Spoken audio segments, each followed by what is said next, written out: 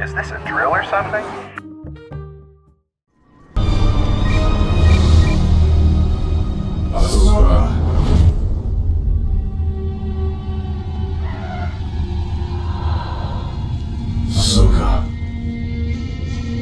With an intense Season 2 finale for Star Wars Rebels, Season 3 already looks like it's going to be insane, especially with how many questions were left unanswered at the end of Season 2. So here are my top 10 predictions for Season 3.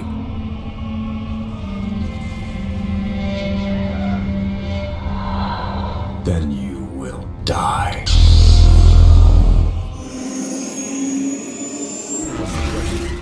Why is Kanan such a— With Star Wars Rebels, inevitably comes the toy line, and toys need cool new accessories. And I said it before, I don't know how I feel about the Inquisitor's copter sabers in the finale, but I do know that every Star Wars movie or season of Rebels, they make a new lightsaber or variation on an existing saber. And whilst I believe in a lot of ways this is largely unnecessary, it is only inevitable at this point that it does happen. So instead, I'd like to discuss my own alternative. A light whip. Yes, it's not technically a saber, however, notable practitioners like the Dark Lady Lumaya from Legends, she was a hand of the Emperor and utilized said weapon beautifully. It functioned a lot like a lightsaber and definitely threw opponents off guard. Even Luke Skywalker with a single saber was made short work of, as no one really knew how to defend against it. And I feel like something down that line of thought is better than making these over-the-top Swiss Army sabers. However, I'd like to know your own saber ideas you'd like to see implemented in the comments below, as there are so many options available. Perhaps I was wrong. It wouldn't be the first time. We last saw Ahsoka, or what appeared to be her visage, walking away into the temple on Malachor just as it came down on her and Vader after their intense duel and dialogue that totally blew my mind. Now, there was a ton of speculation. She's a Force ghost, or whether she survived, and the symbolism of the owl like birds spotted, everything has been dissected. However, afterwards they announced a novel that is set between the Clone Wars and Rebels, between Maul and Ahsoka, and they face off in it. And it's fairly safe to say, with how things ended, that a story hasn't ended yet. I'm gonna say this, if Maul survived, Ahsoka, with what happened between her and Vader, 100% will be seen in Season 3.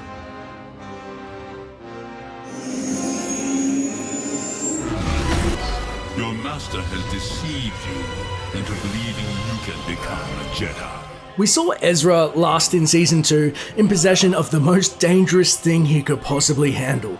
A Sith holocron. His eyes were tinged with this red hue. Why Yoda sent him to get that item? They've got to be really desperate, as the old Jedi Order, there's no way they would have ever taken that risk. And to make things worse, it's stated in the ultimate Star Wars novel. Sith holocrons were accessible only to those who were able to control the dark side of the Force. So whoever opens the holocron must actively wield the dark side. And with Ezra already walking that line and being so impressionable, as well as Kanan being in a somewhat weakened state, it is only a matter of time until Ezra is seduced by the knowledge within. In my mind, Season 3, I'm gonna say it, Ezra will become a Sith for a period, but who will be his master?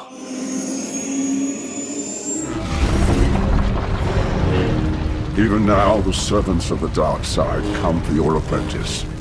You cannot fight forever. If you've read Star Wars A New Dawn, you know that Kanan, he was kind of a mess, and going from job to job, drinking away his sorrows, and it was Hera who helped give him purpose in seeing the rebellion and stopping the Empire. Now in Rebels, we see Kanan constantly fight with the fact he never completed his Jedi training, and that he's afraid he can't train Ezra to a standard he deserves, something that he came to terms with after a vision in the Jedi Temple where he was knighted. However, losing his sight, you can definitely see that it might break him in Season 3. He already seems like a mix between Kyle Katarn and Ram Koda, and as we know in The Force Unleashed, Ram Koda, once he loses his sight in a lightsaber duel with Starkiller, he goes into a downward spiral and becomes a drunk, unable to come to grips with his disability and unable to touch the Force, somewhat abandoning hope for a time. Now my prediction is that, for a time, this will happen to Kanan as well, and only Ezra being in danger, most likely because of the call to the dark side, will be enough to rip him out of his slump. Either that or just he meditates in some dark room and drops wisdom like a boss. Some type of new Yoda that can't see but has all wisdom. That's my 2 cents.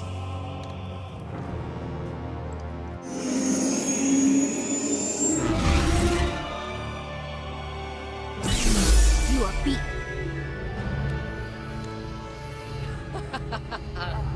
Inquisitors. You gotta love them. Although we know there's probably up to 8 or more thanks to the brief inclusion of the 8th brother, it was kinda surreal to think that the Grand Inquisitor, the head honcho, was the first to die in Season 1. So the rest, by default, already feel a bit like filler. There's no name, just these odd numerical assignments. And sure, it's cool to theorize about the origins of where the brother-sister naming convention's inception comes from, and the history, training, and relationship to Vader. All of it will be great to explore. But what if Vader actually had a favorite? Maybe an Inquisitor who is good enough that he's taking him on as a secret apprentice. With Kanan blinded, we've already had a nod to the Force Unleashed, and now this would be the perfect time to introduce a Starkiller. I mean, if he starts off as a bad guy Inquisitor or apprentice pursuing the rebels, then we learn of his tragic backstory, much like the Force Unleashed, and then he defects. Heck, even him sacrificing himself for the formation of the Rebel Alliance would be a perfect way to bring him into canon, but also just add some depth to the Inquisitors, as they've quickly turned into these one-dimensional foils to be disposed of at any given moment, with the most interesting aspect of them being, I wonder what species they are, or what would their lightsabers do next? It's yeah, not cool.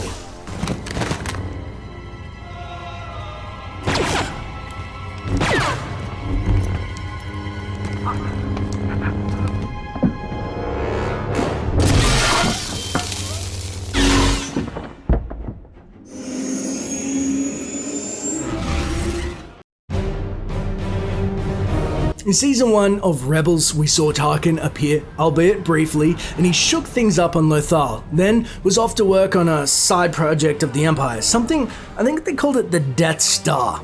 While we have seen nods to the Death Star project on Geonosis, the massive key to it all is in the canon Tarkin novel, where we last found out they've got the hyperdrive working. So, supposedly, around this time, the Death Star is somewhat operational, and with the upcoming Rogue One film centered around stealing said Death Star plans, coupled with the Rebels trying to find a stable base, I believe that Rebels Season 3 will feature Tarkin at the helm of the superweapon. Probably not for a demonstration on the scale of Alderaan, but he must be itching to test out its capabilities and assert the Empire as the dominant power in the galaxy to help nip the fledgling rebellion in the bud before it can actually blossom.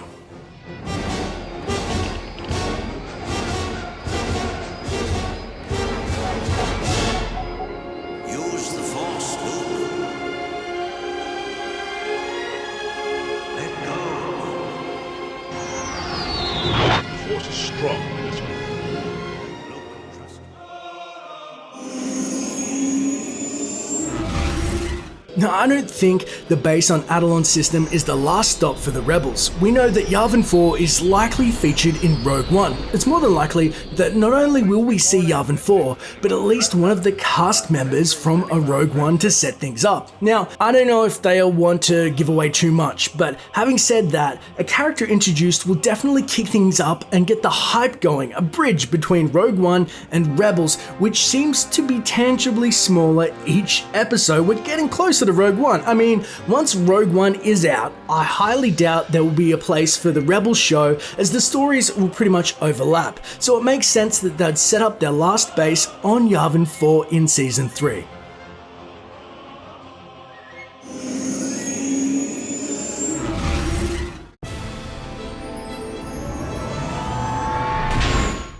Speaking of Rogue One, There have been rumors swirling around the internet since late January on MakingStarWars.net, amongst many others, about the return of Grand Admiral Thrawn himself in charge of an Imperial fleet. Now, whilst there's no hard evidence, this is one of those persistent rumors which usually indicates either a fan is hoping that it happens really hard and it's spreading, or there's an unsubstantiated leak. And with nods to an unknown Imperial in the Star Wars Aftermath novel, many have speculated that it is in fact Thrawn. Now again, if he was in Rogue One, which there are already whispers that Ben Mendelsohn's character will be Thrawn, it would be the most epic return of a Legends character to date. And what better trio than Tarkin, Thrawn, and Vader looking to stamp out the rebellion before it can take root.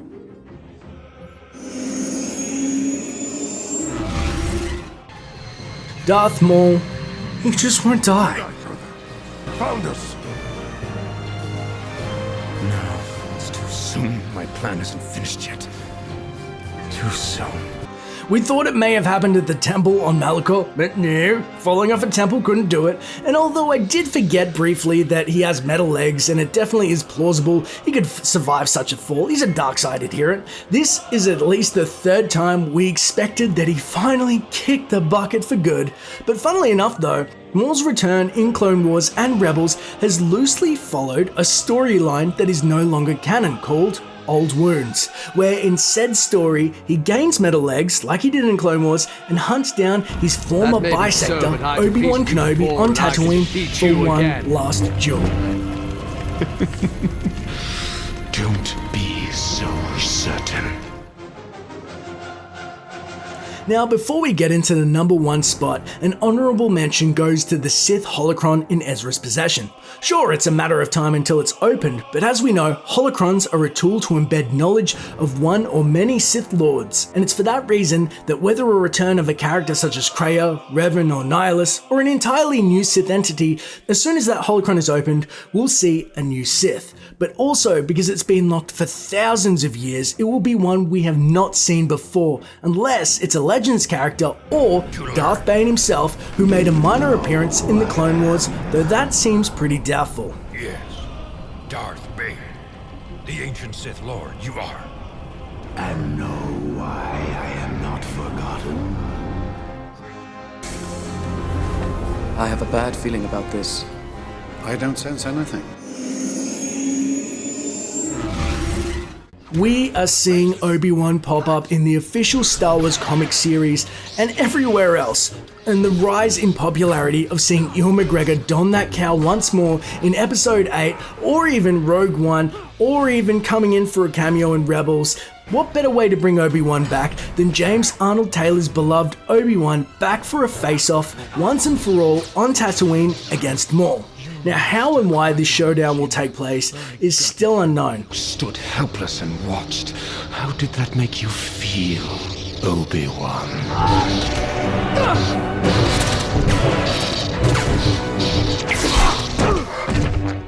That with how many cast members have returned and Maul's unfinished story, which by the way cannot keep up for much longer, this would be the perfect reintroduction for the character, and to not mess with bringing Obi-Wan back in some really forced way that you don't want to see. After seeing Ewan McGregor's interviews, I can't help but want to see Obi-Wan return to Star Wars, whether it's Rebels, Rogue One, or Episode 8. I'd very much like to do one too. I think the story between Episode 3 and Episode 4, I think there's a story there. I think that's the Obi-Wan Kenobi movie, if there is one.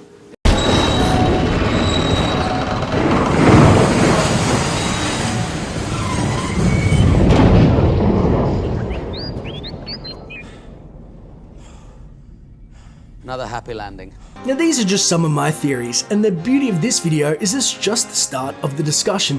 Our love for Star Wars, it surrounds and it really does bind us together, so let me know in the comments below, what would you like to see in Star Wars Rebels Season 3? Because if you love Star Wars, I want to talk to you about it. It's as simple as that.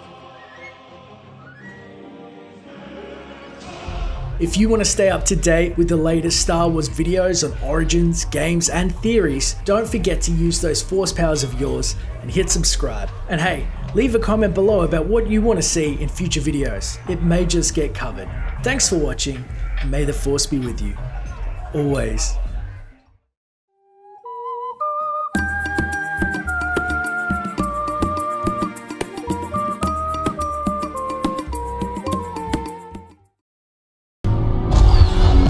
You have unlocked the secret of the temple. How did you accomplish this? You're smart, figure it out.